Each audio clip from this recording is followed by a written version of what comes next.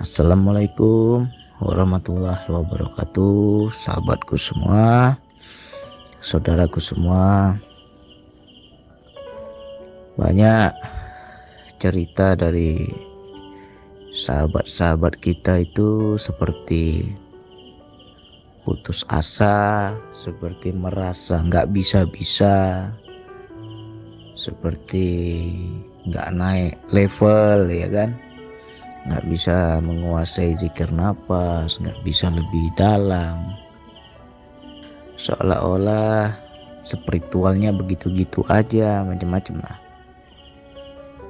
sehingga mereka menjadi prasangka, apakah karena hatiku belum bersih bang, apakah karena aku banyak dosa bang, macam-macam.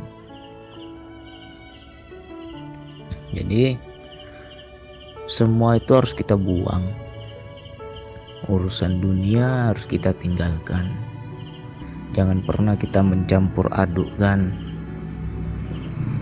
urusan dunia di hadapan Allah, ya. Apa nggak boleh bang kita meminta kepada Allah? Boleh, tapi temui dulu, ya.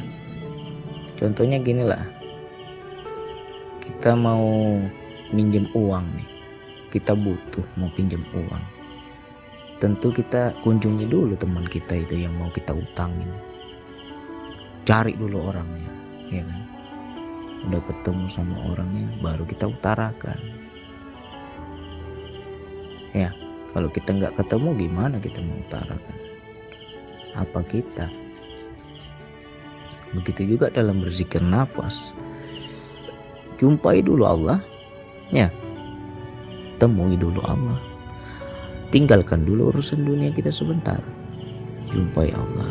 Terkadang kalau kita betul-betul sudah berhadapan dengan Allah itu lupa kita dunia ini, ya, nggak ada lagi kita bawa-bawa. Tapi kalau di awal DN sudah kita bawa-bawa urusan dunia, di situ seolah-olah Allah itu ngomong, aku mah ada mau aja dekat sama aku, ada maunya aja, giliran gak butuh gak datang kau, katanya. Bahasa kita ya seperti itulah.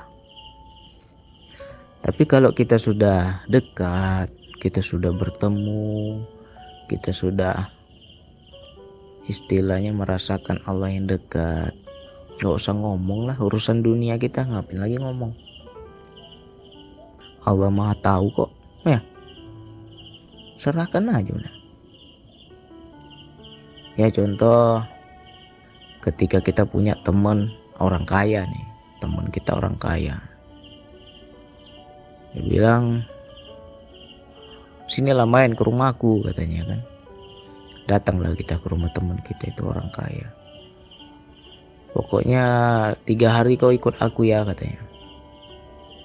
Mikir nggak kita urusan duniawi kita? Padahal kita kenal itu teman kita itu kaya itu. Makan kita seperti apa, rokok kita seperti apa, aku yakin pasti dia jamin nanti itu. Karena apa? Kita kenal kawan kita itu kaya, nggak mungkin lah dia yang panggil kita telantar, kan nggak mungkin. Itu baru jumpa teman, gimana jumpa Allah? Kurang apa lagi kayanya Allah itu? Ngapain lagi kita bawa-bawa urusan dunia, ya? Terus hilangkan satu keinginan ingin menguasai itu, hilangkan dulu. Setelah itu dosa-dosa kita, ya, jangan kita merasa aku nggak pantas, aku belum layak. Ngapain kita pikirkan orang yang manggil dia kok? Kita mau berDN aja itu dia yang panggil itu, ya. Tertarik kita untuk DN, dia yang panggil. Jadi ngapain kita pikirkan lagi dosa kita? Ngapain lagi kita pikirkan kotor kita, ya? Nah, contoh misalkan ya dia sudah senang, ya kan? Ya contoh kita sama teman lah, Udah senang kita sama kawan kita kan. Ayo masuk, kita ajak ke rumah kita. Rupanya kotor celananya, kotor bajunya. Mau duduk dia di sofa sungkan dia karena bajunya kotor. Tapi karena kita udah senang sama teman kita, nggak masalah. Udah nggak apa-apa, masuk aja, duduk aja situ. Begitulah kalau kita itu sudah dipanggil Allah. Nggak usah pikir lagi kotor kita gimana-gimana. Justru itu menjadi hijab. Makanya dalam DN macam-macam pikiran berkelana, nggak bisa tenang, sembraut, dayanya pun nggak nyampe. Karena apa? Kita masih pikir kotor. Ya. Lantas yang mengenai hidayah dan tobat, sebenarnya hidayah itu setiap hari. Setiap hari itu hidayah Allah berikan, cuman kita yang belum bisa membaca. Ya. Bisa dari mana aja hidayah itu datang. Lagi nonton TV, nyantol itu hidayah bisa. Kita lagi lihat kejadian alam bisa. Ngelihat anak bisa. Macam-macam.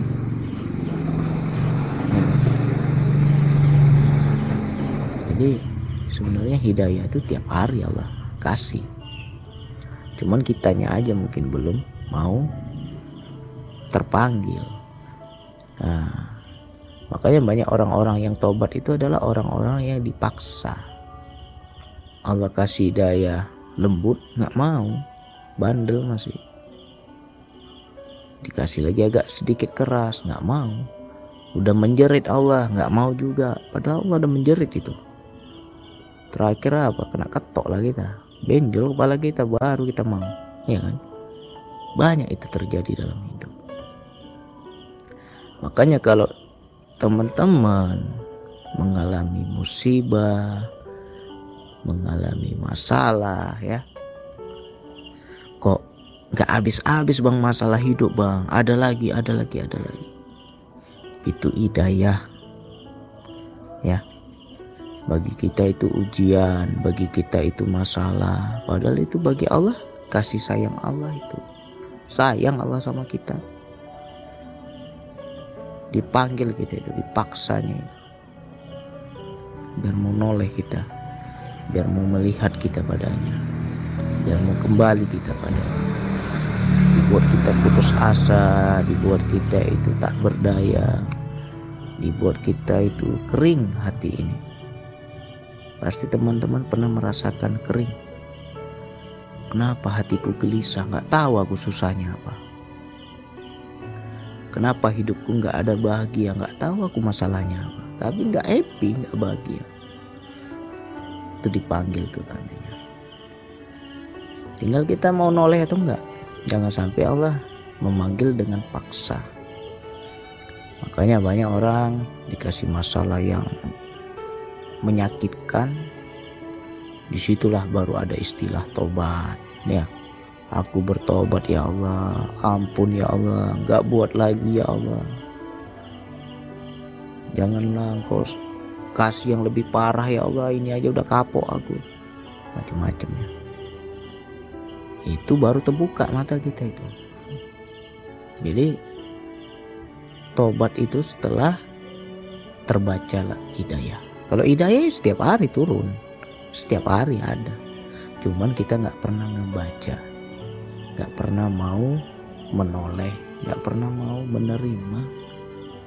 Nah, ketika kita sudah kapok, sudah sakit kali hidup ini, baru terbuka matanya. Barulah tobat kita. Udah mulai tobat nih kan? Aku udah tobat ya Allah. Habis itu teringat lagi dosa-dosa masa lalu. Disitulah menjadi hijab. Aku rasanya gak pantas aku dekat sama Allah. Kotor kali diriku. Rasanya gak pantas aku hina kali diriku. Rasanya gak pantas aku begitu banyak dosa-dosaku, ya. Nah itu juga hijab. Harus kita pahami yang manggil dia. Ayo ke sini hambaku, hai hambaku, mari ke sini. Dipanggil tuh sama Allah. Kalau dia sudah panggil, jangan pikirkan lagi berapa banyak dosa itu.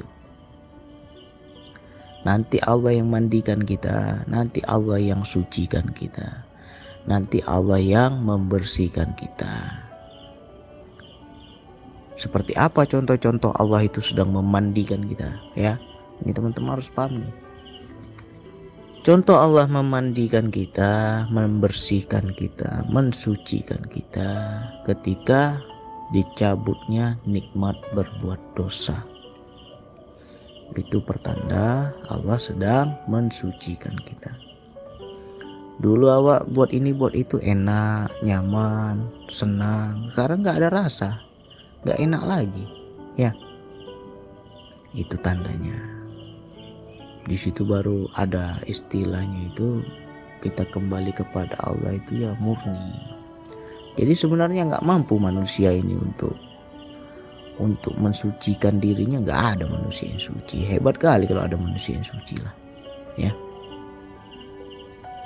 Nggak ada manusia yang suci. Itu semua ada peran Allah di situ. Allah udah sayang, Allah jaga kita. Janganlah kau kotor lagi, udah aku panggil kau kesini udah bersih, main kotor lagi, kata Allah. Akhirnya apa? Ketika kita main di kotor itu nggak nyaman, gitu. Nggak enak lagi, hambar, nggak ada rasa. Akhirnya apa? Pelan-pelan kita tinggalkan, ya. Jadi itu tandanya Allah yang mensucikan kita. Jadi nggak usah pikirin kotor kita kayak mana. Itu yang jadi hijab. Ya, kita mau berzikir nafas itu panggilan, tapi nggak bisa bang seperti yang lainnya bang, nggak ada rasa. Yang lain dayanya begini begitu, saya kok nggak ada dayanya ya bang ya. Karena apa? Kita yang mengijab diri, merasa nggak pantas, merasa kotor, merasa berdosa, itu dibuang semua itu. Yang kedua, jangan mau atur-atur Allah. Gak bisa Allah diatur, suka-sukanya dia lah, ya. Jadi jangan kejar target dalam berzikir nafas. Ketika kita gak ada rasa, ya sudah, amalkan aja. DN lagi 30 menit, besok DN lagi, besok DN lagi. Jadikan amalan harian. Hasilnya seperti apa, mau level berapa, gak usah pikirkan level itu. Yang penting aku mendekat padamu ya Allah. Ibaratnya ngecas, kita ngecas daya. Cobalah seminggu lah, nggak usah DN itu, hilang itu daya itu, ya. Kalau seminggu aja kita nggak DN, lemah itu daya, redup dia. Jadi dengan kita rutin berzikir nafas, istilahnya kita ngecas daya itu. Kayak api lah, dicas terus biar kuat baterainya, ya kan? Nah, biar kuat kita, kesadaran kita kepada Allah. Jadi nggak usah kejar target, nggak usah kita pikir ini pikir itu. Ya, untuk teman-teman semua mudah-mudahan bisa melepas hijab-hijab di dalam diri. Untuk ke Allah itu harus prasangka baik. Nggak usah pikirkan dosa-dosa kita, ya. Dia yang maha suci, ya, dan dia juga yang maha mensucikan. Kita nggak mampu. Nanti buktikan sendiri dalam hidup. Ketika kita makin lurus, kita makin bagus, kita makin baik, yaitu tandanya Allah yang mensucikan kita. Oke, sekian dari saya. Wassalamualaikum warahmatullahi wabarakatuh.